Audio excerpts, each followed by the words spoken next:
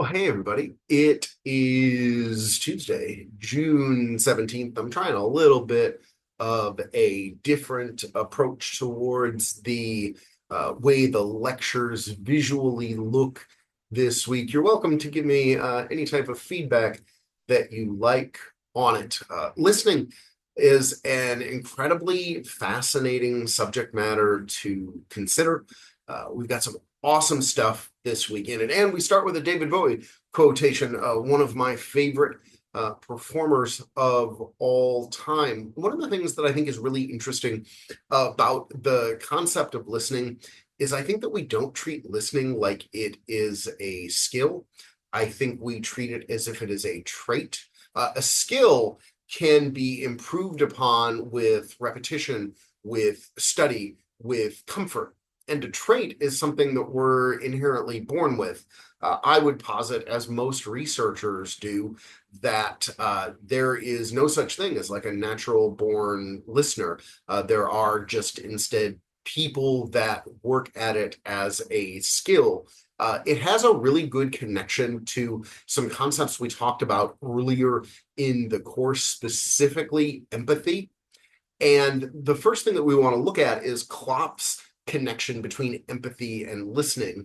Klopp maintains that we can approach empathy with others by developing empathetic listening skills. If you remember, the difference between sympathy and empathy both had the root word of pathos, but sympathy had the addition of sim, which is togetherness, so it was a togethered emotion. But empathy simply takes away that togetherness so that we can have empathy for people even if we have not shared the same experience. For example, I can work under an empathetic approach towards the difficulty of being a woman in America in 2025.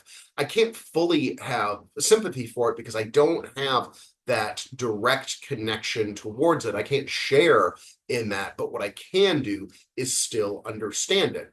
And so what Klopp is going to argue that we should do is focusing more on the meanings of what we're hearing than to the words of another person. And most of that empathetic listening is going to come with experience with another person. I've been happily married to my wife for 17 years. And one of the ways in which we communicate most effectively is by being able to infer meanings rather than just focusing on the words. And a lot of that will show up in kind of nonverbal approaches towards things, towards tone, different aspects like that. Klopp is going to suggest that there's a four-step process to this.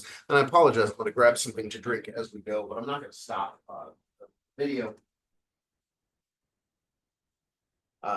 The first is to paraphrase. And essentially, the empathetic listening is going to involve all four of these things. It's not one and then the other. The first is to paraphrase, meaning that after we listen to something, we're going to respond back immediately by saying, so what I'm hearing is, and then a brief synopsis of what I've heard. And I really like the phrase, so what I'm hearing is, or so what I'm listening to as, so as to kind of understand what we're doing. That way, you're allowing you and the person that you're listening to kind of understand that you're on the same page.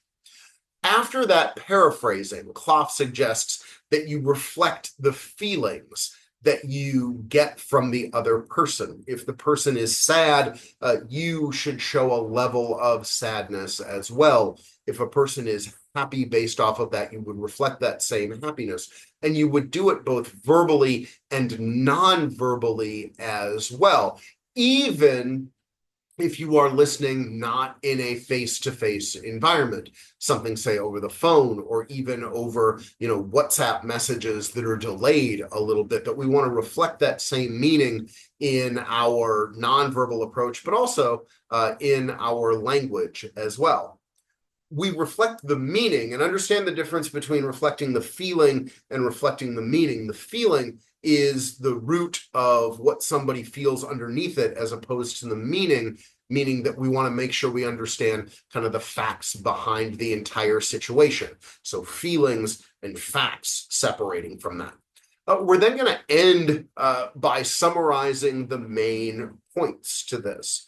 And so, in this four-step process, what's interesting is looking at what we haven't done. We haven't made any judgment of the person. We haven't actually offered any of our own feedback that is not directly related to what the person has said to us. Listening by its nature is an others-centered activity. One of my favorite books, one of them that's actually sitting back here somewhere, is the book Listening is an Act of Love. Here it is, right here, by Dave Isay, who created an organization called StoryCorps. I wonder if that actually shows up, if my background shows up. I bet it's not.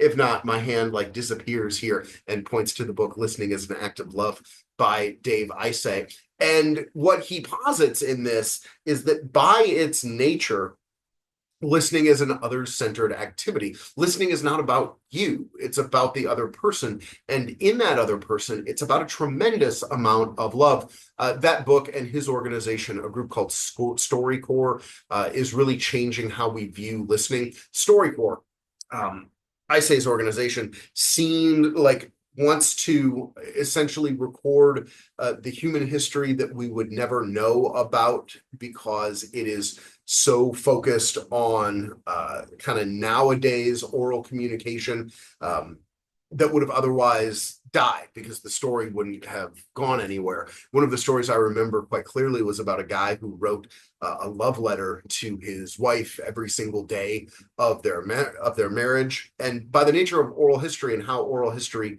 kind of changes throughout time, people would have assumed, oh, that's not real. He didn't really do it every single day. But when you hear somebody's story in their own words, the nature of what listening does is allows us to have a full understanding of something like that.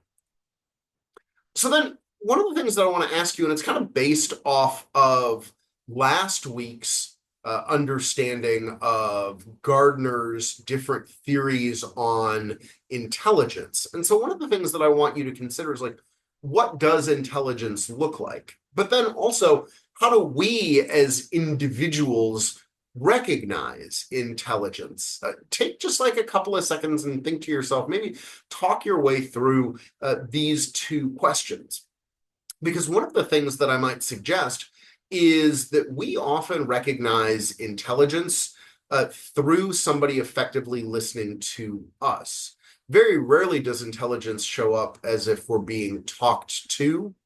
And I think in many situations it shows up as we are being talked with or gone alongside. And it's difficult because in a class like this, I mostly talk at you through a computer screen, and I try to interact with you on the discussion board, but this class in a face-to-face environment is quite different. Like the in-person experience is so much more based off of literally breaking the class off into dyads, pairs of two, and talking in one-on-one situations about this. So in an in-class environment, these two questions would probably actually take up 10 or 15 minutes of class time with you talking with another person about these two questions, and then us bringing back together as a group and seeing how we look at things differently. And when I've done that in the past, one of the things that really shows up for a lot of students is that we do recognize intelligence by people who are effectively listening to us,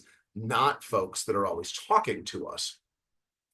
To go all the way back to week one and the Shannon-Weaver model of communication, which again shows up in the first unit, it's one of the first things that we discussed. I want you to recognize the importance of listening from the recipient in this and how important it is for an information source to try to reduce that amount of noise, because that noise is really the difference between listening and hearing. Hearing, which we're going to start from the bottom and work their way up. Hearing is a physical thing. Listening is a psychological thing. I remember when I was in college, which at this point was, 25 years ago, but I was either a freshman or sophomore in college. I was really young. And I remember sitting in a biology class. And I went to school at Minnesota State University, which is in Mankato, Minnesota. It's a big school. And so this biology lecture probably had 150 students in it. And it's in a big, almost like theater where you would look down at the teacher of the class. And the teacher is doing an experiment and they have a PowerPoint going. And I still distinctly remember this because I was a reasonably good student and I was taking my notes and I had like the first two of 7 different PowerPoint notes that needed to occur. And I remember looking down at my desk after item 2 and like really thinking about what that item 2 was. And I thought I was looking down at my desk for maybe 30, 40 seconds at the most. But then I looked back up and the teacher was on item number 6 of 7. And I was like, well, what the heck happened to numbers 3, 4, and 5? And I looked at my watch. I've worn a watch almost every day of my adult life. I actually have an Apple Watch that I wear on my leg because I like wearing watches as much as I do. And later on in the class, you'll hear me tell a story about why the watches are so important. But I was wearing a watch and I looked at my watch and I realized that I had actually been staring at my own notes for more than a half an hour. And so what felt like 30 seconds in my time was actually 30 minutes. And to connect to this, I was still hearing like the physical nature of the sound waves hitting my brain was actually occurring during all 30 of those minutes. But I wasn't listening at all. The psychological process of me listening was not happening. Maybe you've experienced this phenomenon either in class or talking with somebody, you're having a conversation and it might hit you like a wave. Oh, I actually don't know what we're talking about at all. And what is happening in that is that the mental psychological process of listening is not occurring. To actually go backwards in the slides, I apologize, I'm going to try to go backwards here. I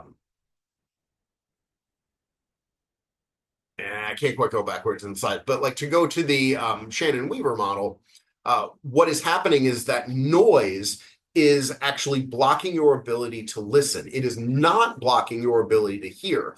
Blocking your ability to hear would be you are trying to watch this video and listen to me, and outside of your apartment or wherever you are watching the video, somebody is doing yard work with a chainsaw that's really loud, or they're tearing apart concrete and that concrete is using a jackhammer and you can't physically hear me. But that's very unlikely. And also you could take your laptop or whatever you watch this on and move somewhere else.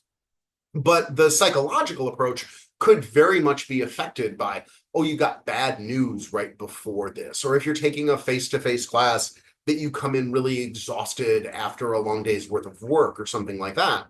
And so when we look at the difference between hearing and listening, the big key is that one is physical and the other is psychological. You can't stop hearing unless you literally plug your ears, but you can stop listening either by choice or by not, by simply shutting down the processes.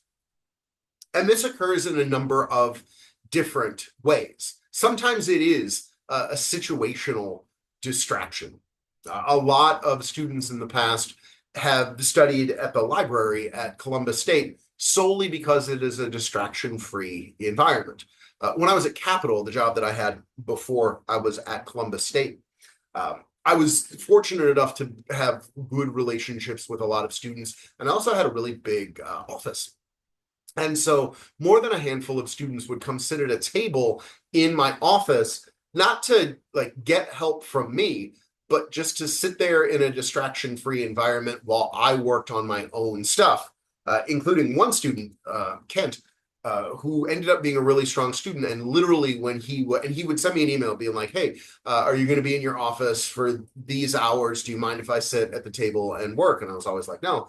And after a while, what he would do is he would take his phone and he would say like, hey, can you hold on to this just so I don't get distracted by it. And literally, I would take his phone and put it on my own desk because he knew that that was going to be such a distraction for him while he wanted to study. And he ended up graduating and doing excellent, excellent work. But his main focus was to keep those distractions away from him. Different than a situational distraction is a source distraction. And the source distraction is the nature of who is sending the material. If I go back to my own college experience, I remember a small handful of faculty members that seemed bored about teaching their material, and I'm sure they exist at Columbus State, but I know the other faculty as like friends and coworkers. The vast majority of them, I don't know how they teach material, but I'm sure that some of them are just kind of quite boring because they're not as interested in the subject material as they could be. And so that source distraction could play a huge role. It could also be a source distraction if the information you are learning about does not seem relevant to you as well. So then the source in that situation would have nothing to do with the person and more with the person's title or the nature by which they do it. A different type of distraction as opposed to situational, kind of the area around us, or the source, the person sending the material, is a medium distraction, essentially the way that that information is presented. I wonder though, so like this is the first time that I've taught interpersonal communication in an online setting. I wonder how much of a challenge it is for you guys to just sit and listen to my lecture, which is given to a tiny camera in my office, as opposed to the face-to-face environment where, again, we would do a lot of discussions and I would actually have asked you a lot of questions within this lecture. And so the medium, the way in which you take it in is so different than it is the way that I'm used to teaching it. Some of you might watch this lecture at 1.25 speed or even faster. I don't necessarily recommend it, but I have known plenty of students in the past who, for the lecture components of things, kind of watch things on a little bit faster of an approach. The medium distraction could also be based off of how you interact with the physical device that you have. Maybe you put earphones on and you watch this video while you are on a treadmill. Maybe you sit down with it and take physical notes, or maybe you look at it with the PowerPoint that I provide with you at the same point.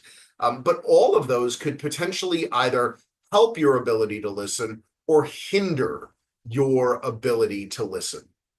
The fourth is the first that we go away from the distractions, and that's the failure to focus.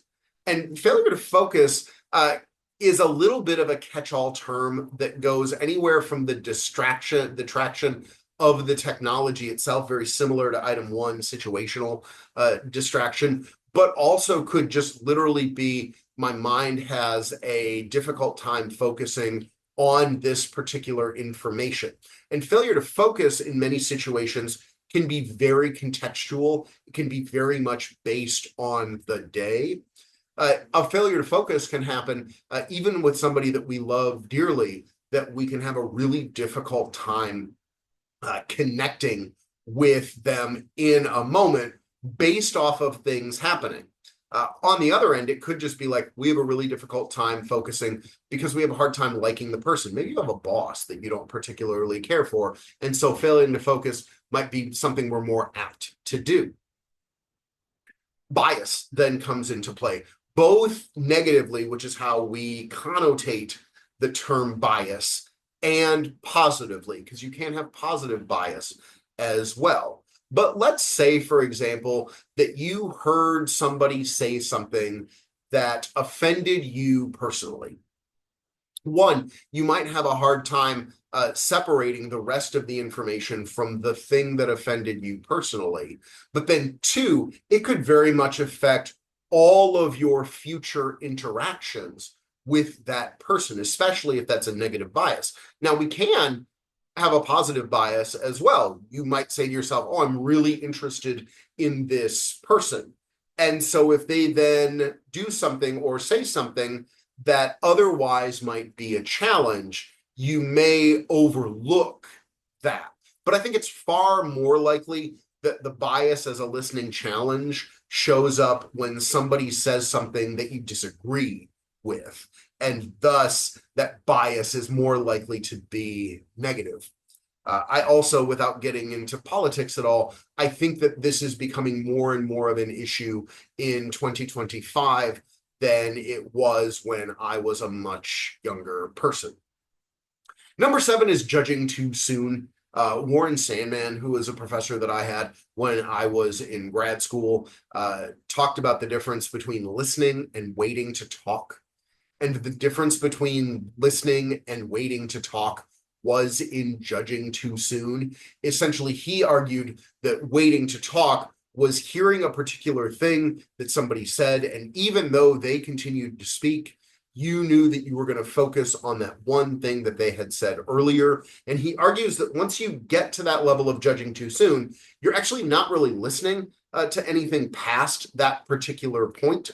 And so you're actually better to stop them in the moment and address that one issue, because after that point, after you get to the point of judging too soon, you're going to have a really difficult time with that. So actually trying to pause somebody, if at all possible, to address that issue and essentially starting a new listening session after that could be incredibly helpful.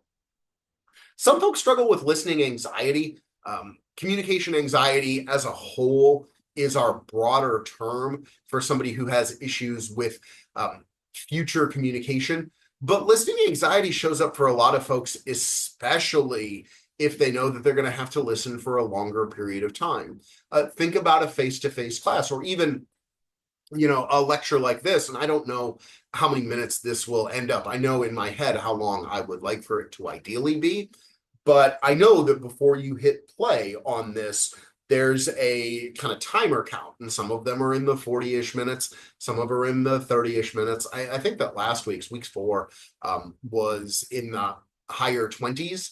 And so sometimes even literally just seeing that time counter and being like, oh, wow, this is one of the longer lectures, it's in the 40-ish minute range, might very much affect how you listen if you know, like, oh, this is a longer piece of information. Also, at the same point, we could have a real fear of being an effective listener. This is way more likely to show up in a face-to-face environment.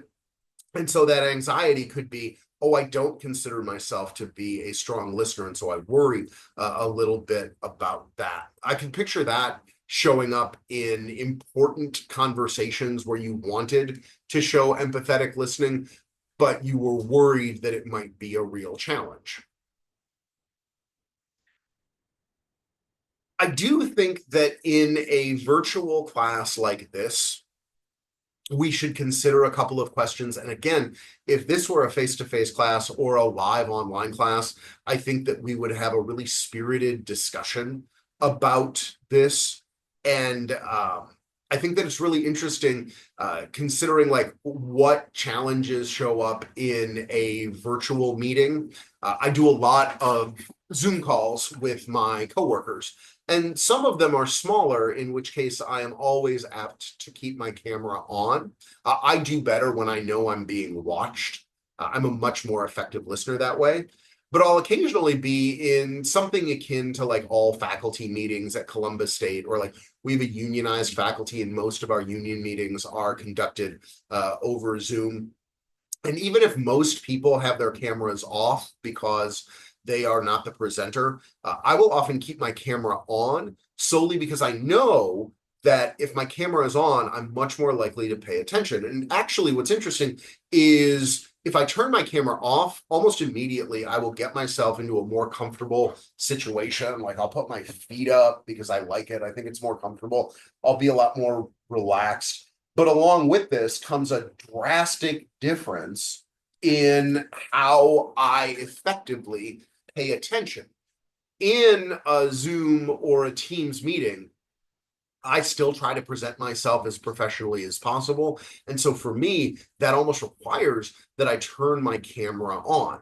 And when I've done live online versions of classes before, I always encourage students to turn their camera on, though I know that in a number of situations, it's a big ask for a lot of folks. But one of the things I think we can also consider is what a presenter can do to reduce those barriers. Um, if you've taken a live online class, have you had faculty members that say like, nope, everybody's going to turn their camera on for this particular class? Also, consider what a presenter can do to maintain a reasonable amount of energy as a speaker, which really could make a giant difference how engaging they are, even if, kind of like I am now, you're talking to a very tiny recording device on a computer. And actually what's interesting is I'm watching myself on it, which I don't care for. So there are 3 activities this week. I think they're all really kind of cool. They'll take a little bit more time. I think it'll take less time than week 4, which had the exam. But our journal, and if you remember, our journal is the one that we respond back to our classmates on. I'm going to ask you to make a listening activity. You'll read through a very brief, and by very brief, I mean like 500-word explanation that I got from the University of Chicago, an excellent institution with an excellent communication degree. And I'm going to ask you to take that information and create a listening activity specifically for adult learners, not for children, but something that you would be able to use to teach people different listening styles. And they're actually going to get into some stuff that I didn't get into as part of this lecture. And there's a reason for that, like, because I wanted you to read through that stuff on the University of Chicago. And so you'll then write up a listening activity. I think I asked for 8 to 10 sentences on that. And then you'll respond back to 2 of your classmates' activities and maybe offer some feedback on those. Our exercise, which if you remember looks like a discussion board, but does not require classmate responses, is a very brief TED Talk. Somebody named Julian Treasure wrote an 8-minute long TED Talk. It is a very, very, very short TED Talk. 8 minutes long, and you'll watch that. And Treasure offers like 5 different ways to be a better listener. And it's the part like I was just going to take Treasure's stuff and use it for this lecture. And I was like, why don't we just use Treasure's own voice in that rather than a PowerPoint slide by me? And so in about that 8 minutes, you'll watch that and offer some feedback based off of Treasure's work. Our final activity for the week is a brief writing. It's a relationship analysis. And if you remember back to week 1, I asked you to write about a healthy relationship that you have. The relationship analysis, which is a little bit longer of a writing, about 700 words is what I'm looking for, a page-ish, maybe a page and a half, on a relationship that you have right now that you would like to improve. And I'm going to ask you to do a couple of things. 1, I'm going to ask you to lay out who the relationship is with. And then 2, I'm going to ask you to define what improvement means to you. This is entirely up to you. If you want to go find somebody else's definition of relationship improvement, you're welcome to do so. But I think that it's important on some level for you to figure out for yourself what an improved relationship might be. From there, you're going to lay out a path to here's how I would like to see that relationship improve, and then some action steps, things that you can do to help improve that relationship. On some level, you do need to relate that to some course terms, and I had specifically asked in the requirements for that you bold out those course terms to kind of show that you're using them. And I think that you'll find that a lot of that information in improving the relationship will kind of tie back to some of the things that we've looked at with listening this week. So as we complete week 5, we are rapidly approaching the halfway point of this class. You'll have, by the time you watch this lecture, I assume, finished your first exam and gotten feedback on that. The one exam that I have read through thus far was outstanding to this point. And we've got a good grasp on things. If you've fallen behind a little bit and you're watching this week 5 in, say, week 6 or something like that, it's not the end of the world. I'm personally not mad at you. I'm glad that you are getting yourself caught up. Summer moves pretty quickly. And the online version of a class like this, when it's smaller, can really feel like you're doing all of this work on your own. And I'm trying really hard to create an environment under which you are reminded that it's you and a group of other people taking this journey at the same time, even if when you do your work for the class, it's just you and your laptop or you and your MacBook or whatever it happens to be. So I'm trying to do that. And I know that the work gets daunting, but I also know, because I've seen a lot of you do it, that you're capable of really cool stuff on the discussion boards. The writing activities that I've seen have been really interesting. And so keep your focus on that. All right. I'm going to stop my screen share on this so that I can say I'm really proud of the work that you've put in. Keep it up. Week 5, still have 6 weeks left to go. I can't start motivating people by saying, hey, we're nearly at the end, time to stay focused. Like the middle of, especially the summer semester, is kind of difficult because it's not new, but it's not towards the end. Like this is when the work kind of gets itself done. All right. I want to be as helpful as I possibly can. Don't forget, my email comes to my phone. I try to get those responses to you as quickly as possible. Have a great 5th week, everybody.